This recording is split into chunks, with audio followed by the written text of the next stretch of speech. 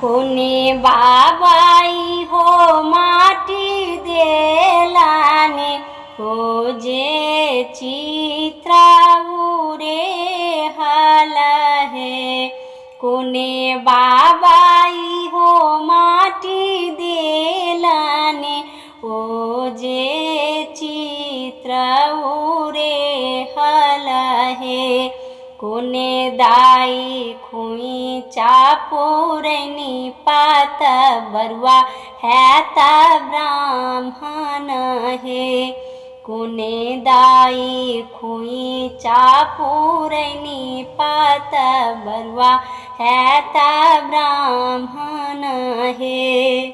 बरका बाबाई हो माटी देलाने ओ जे चित्र उरे हला है।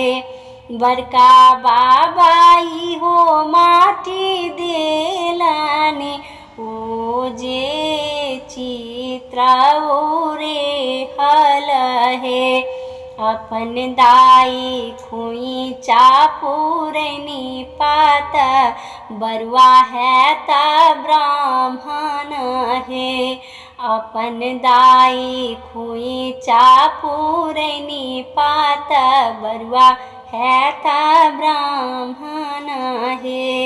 मरबाई बैसलानी अपन बाबा ओ जे संग हवा माहे।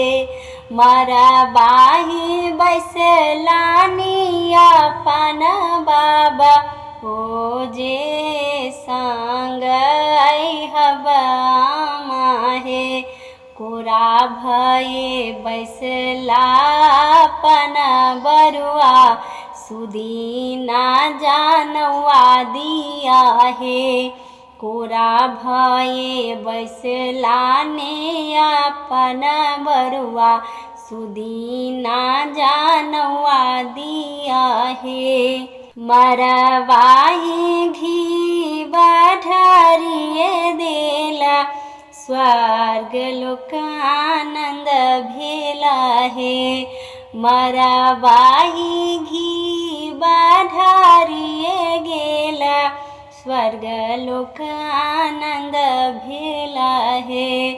ओ जे स्वर्ग सा कहथिन पितर लोक अब वंश बढ़ला है।